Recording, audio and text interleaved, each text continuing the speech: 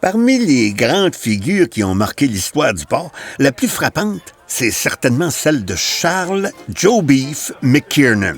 C'est un gars qui, à sa façon, a donné sa vie au port sans jamais y avoir travaillé.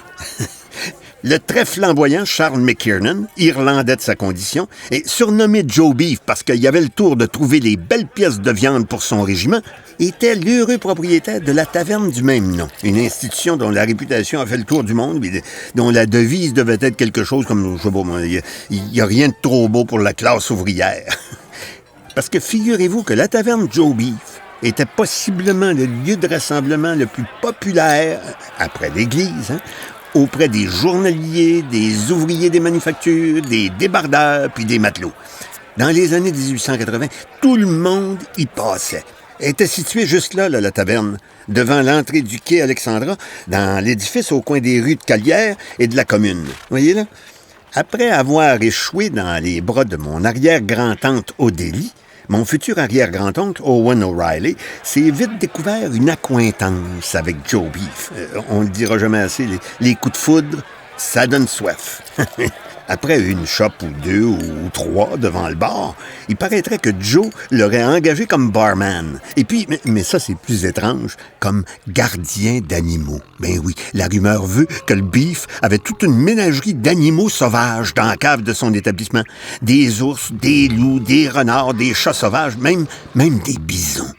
Ah, c'était un diable d'homme, Joe Beef. On dit qu'il n'était pas fort ses bondieuseries. Pourtant, c'était peut-être l'homme le plus charitable de Montréal. Ouais, il en avait peut-être trop vu en Irlande, de la misère, s'entend. Mais toujours est-il qu'il a dédié une bonne partie de sa vie aux plus démunis de la société. Il encourageait l'armée du salut, il donnait généreusement à l'hôpital Notre-Dame, au Montreal General Hospital. Et puis, il offrait sans condition le repas et le gîte à tous ceux qui étaient sans le sou. En décembre 1877, il a donné aux ouvriers du canal de la Chine, qui étaient en grève, 3000 pains et 500 gallons de soupe. Il a même payé les frais de transport des 2 délégations qui se sont rendues à Ottawa pour tenter de défendre leur cause. En tout cas, ses largesses impressionnaient. Puis chaque jour, entre midi et 1h, environ 300 hommes venaient manger dans sa cantine. Ça prenait 200 livres de viande, puis 300 livres de pain par jour pour rassasier tout ce beau monde. Pour 10 cents, les clients en moyenne se payaient le luxe d'un steak aux oignons avec pain, beurre, sucre et thé. Les indigents, pour leur part, recevaient un bol de soupe puis du pain. Certains clients arrivaient si affamés qu'ils se jetaient sur la viande comme des fauves. Et c'est bête à dire, mais de 1876 à 1884, on a enregistré 7 cas d'asphyxie, dont 3 mortels, causés par un trop grand empressement à manger. Au grand désespoir des prédicateurs de la tempérance, chez Joe Beef, on buvait beaucoup et jamais gratuitement.